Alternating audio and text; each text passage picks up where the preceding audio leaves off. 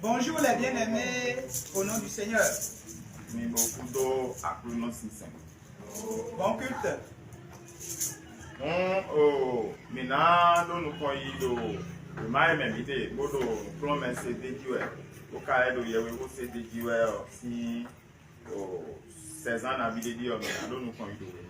Nous allons continuer donc dans l'étude du livre que nous étudions depuis peu.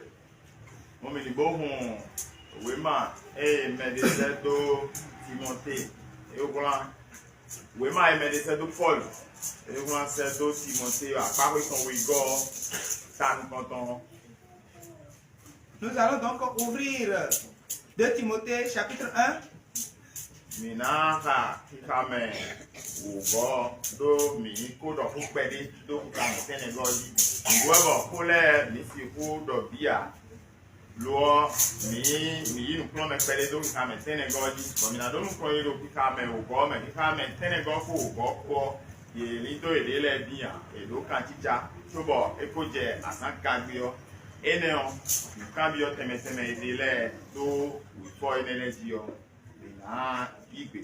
Nous allons aborder le verset 10. Nous avons déjà abordé le verset 9 à l'école de dimanche. C'est vrai que nous n'avons pas fini de décortiquer ce verset et nous allons y revenir le mercredi et le dimanche.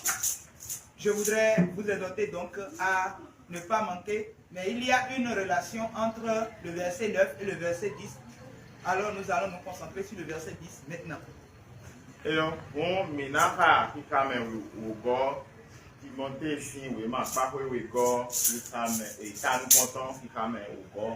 Donc nous allons lire 2 Timothée 1, verset 10. Voilà.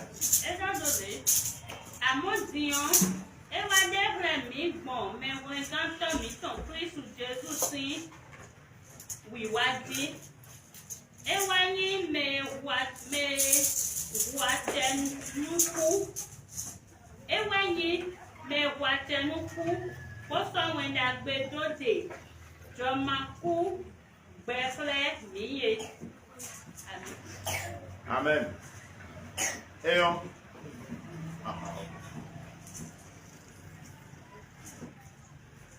Et qui a été manifesté maintenant par l'apparition de notre Sauveur Jésus-Christ, qui a détruit la mort et l'a mise en évidence, la vie et l'immoralité par l'évangile.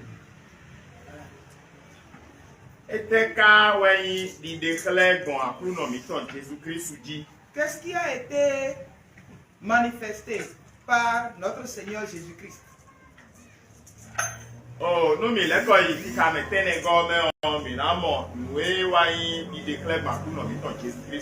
Lorsque nous nous retournons au verset 9, nous pouvons voir ce qui a été manifesté par notre Seigneur Jésus.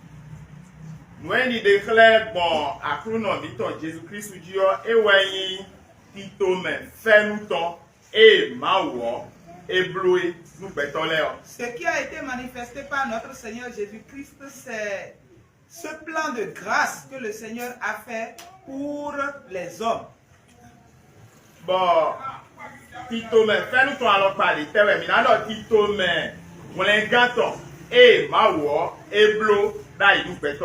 On parle donc de quel plan de grâce? Nous allons dire le plan du salut que le Seigneur a préparé pour les hommes. Mais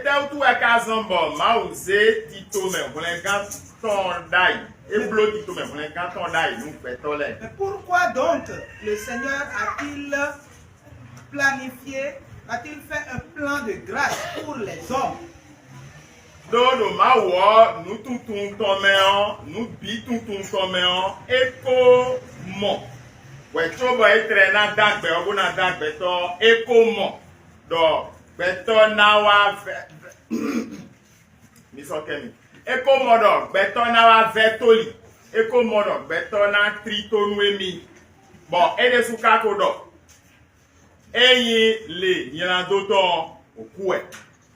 Donc dans son omniscience,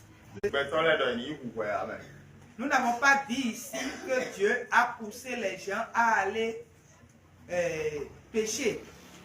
Mika dodo jile ma wo de suwe o todo mo bonu do peto ni wa we e o mi do mo. Ce que nous ne disons pas aussi, c'est que Dieu a planifié que les hommes pêchent. Àmọ́ ma wo ko tun do bi beme. E ko mo nu sedo e do bi beme e ko no mo vivo nu hun e ko mo sedo do. Beto na wa jai. Mais Dieu, depuis le commencement, voit déjà la fin. Il a déjà vu que l'homme va tomber. Kambio de kero fene o yewe ko do do me o mi si ku bio kambio le mi si bio bu flele mele o bi me mama kamena yi. Il y a beaucoup de questions qui se posent à ce niveau et nous ne pouvons pas tous les aborder du moment où nous sommes au message. Puisque Dieu connaissait la pensée de l'homme depuis le commencement, puisqu'il savait que l'homme allait tomber dans le péché, il a aussi programmé ce qui va arriver. Il a aussi programmé comment il peut racheter l'homme de ce péché-là. Et les bonhommes, mi pon o yewe ma mi ton me on mi ton ewe mi ton me on no mi wa yi bi be me sin we ma me be me ta ton ika me afotongo mi na mo do jile ma o ko do kodo kito me vlen ganton e kun pla peton le o ma o ko do kodo wu apapo mo nkoton. Et lorsque nous allons dans le livre de Genèse chapitre 3 au verset 25 au verset 15, nous voyons déjà que Dieu a commencé par parler du plan de salut dont on parle par ici. Bon, nous mi don we nous Adam kodo eva ko ye gbegbe nu ma obodu ati se on bo ba ma o ton je ti o ma wa do di do nu tan we. La désobéissance d'Adam et Ève en mangeant le fruit, que il a été dit donc que je mettrai une inimitié entre toi, le serpent et toi, entre ton fils et ses fils, ou tes fils et ses fils. Toi, tu leur mordras le talon et lui, il écrasera ta tête. Ce serpent donc représente la représentation du diable. Bon, Didi Meyon, nous en Jésus Wawa et tout bandit filo à son ton yuwa meyon a obio et tite do couton malon patiki. Et nous allons voir que lorsque Jésus était venu accomplir son ministère terrestre, le diable s'est levé contre lui de plusieurs manières. Bon de a obi handou alors de dans handou a fogbonu Didi Meyon nous entend ene ewe yan kwan a obi ton Jésus teme bona gloire ni ma wa son ton ole. La façon dont le serpent a mordu le talon de la descendance de la femme, c'est bel et bien de cette façon les attaques que le diable a fomentées contre Jésus quand il était sur terre exerçant son ministère terrestre. Bon, dès que tu dis, mais nous entendons et n'a pas ta nous dans et t'es qu'à le moyen. Dès Jésus coup le beau fond à Ovidjaï. Jésus est bata nous à Ovid. Jésus nous à Ovid. Le beau coup. Quand Jésus est mort et est ressuscité, le diable est tombé. Le diable, la tête du diable a été écrasée. Parce que Jésus a vaincu et le diable et la mort. Et bon, qui tombe néon et il voulait gâteau. Bon, ma woko zedai. Ouais, tu bois d'acbel. Les ouais qui tombe mon coton et ouais, mais bon, les il déclare bon et il déclare bon. Jésus dit. Donc, ce plan que Dieu a déjà mis en place avant la fondation de ce monde, comment ce plan a été déployé? Il a été à travers Jésus. Bon, et un cadeau. Tito me, quand on mon coton est néant, et carré. Et qu'est-ce que ce plan du salut comporte? De quoi est-il fait? Kabinu minador, newe, beto kasi kumo, bon. Sinon, d'une autre manière, on va dire, comment est-ce que l'homme peut-il parvenir au salut? Anamon, pour les gants, et jedo. azɔ ye Jésus awa do aiku bandi fio anadina bona modo emi desu do me utu ezombo Jésus wa ji alobo kuda close ji be di bazan tongo gbe o e fonsi kuo anadi do emi desu do me mon koton lene. Pour ce faire, il faut croire en Jésus. Et qu'est-ce qu'il faut croire? Il faut croire que on fait soi-même partie de ceux-là pour qui Jésus, sans même commettre de péché, est venu mourir sur la croix. Son sang a coulé pour soi. Ene, wenwe adi nu mon koton abio titome. Lengato e ma wo zelote we chobo adagbe o abio tito omene. Quand tu crois ainsi, tu rentres dans le plan du salut que Dieu a mis sur pied dès avant la fondation du monde. Bono mi vivodonu we fo eji bidioton Timothée si we ma pa ho ego tan konton e kikame ogo no mi vivodonu kame ogo ton. Elo eye Jésus o ewe ana weziza podo gbepo podo joma kupo. À la fin du verset 10 que nous scrutons aujourd'hui, nous pouvons lire que Jésus a amené la lumière et l'immortalité.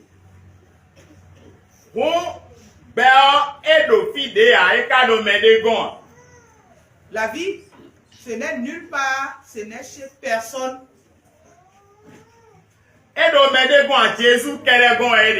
À part Jésus seul. Bon,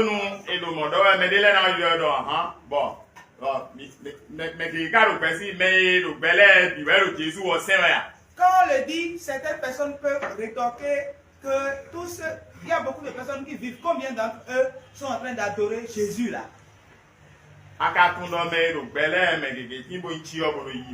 Est-ce que tu sais qu'il y a beaucoup de cadavres ambulants parmi les vivants? La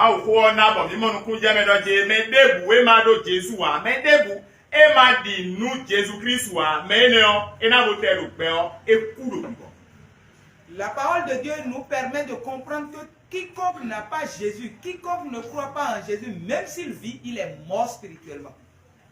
Toute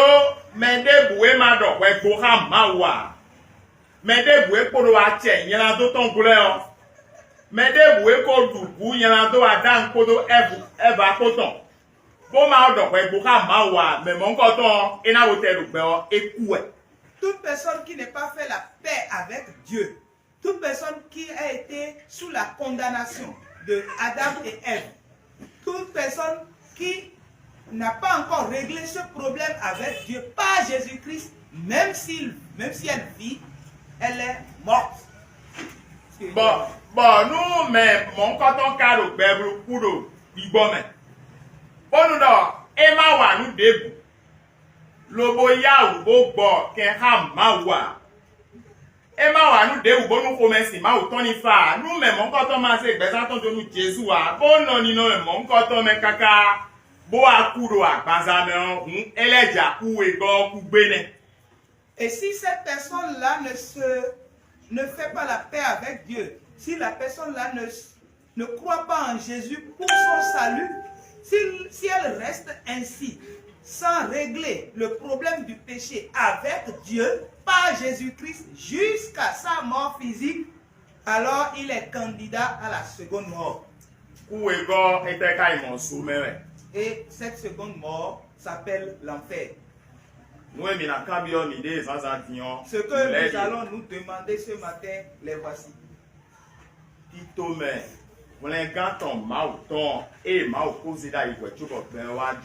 Le plan du salut du monde que Dieu a mis en place avant même la fondation du monde, est-ce que tu y es? Ou bien tu es juste à côté? Ce que je demande n'est pas est-ce que tu viens à l'église ou si tu y vas. Le salut en Jésus-Christ à mon frère gars mon coton. Est-ce que tu as ce salut? Kabi arobé, ouais, tu veux une tia boloté. Ou bien tu es vivant, mais tu es un cadavre ambulant.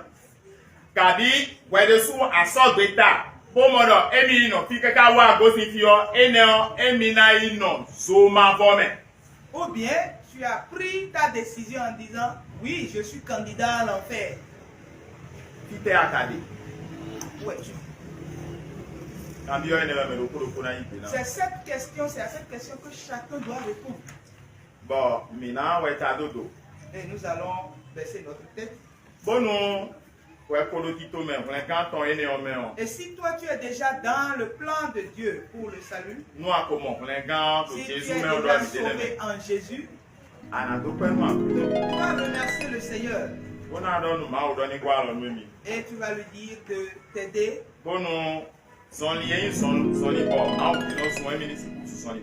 Afin que tu marches sur cette terre comme un bon enfant de Dieu.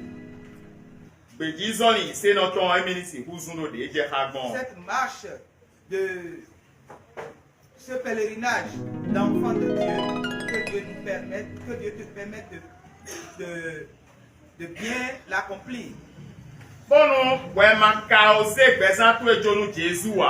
Mais si toi, jusqu'à présent, tu n'as pas encore confié ta vie à Jésus, voici la prière que tu vas faire. Tu vas dire, Seigneur Jésus, je te remercie. Parce que tu as donné ta vie pour moi. Tu es mort à ma place. À partir de maintenant, je te confie ma vie. Prends ma vie et conduis-la.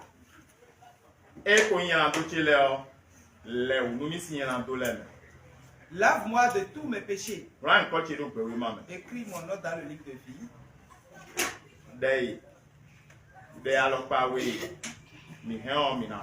Voilà les deux sortes de prières que nous allons faire. Que nous pouvons faire.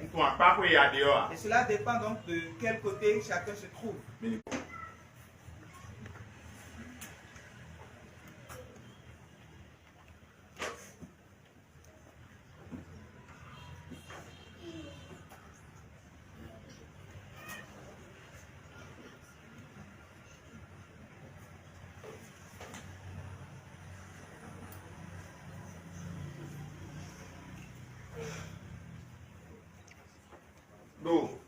Jésus-Christ n'a pas aussi comme micro d'aide. Amen.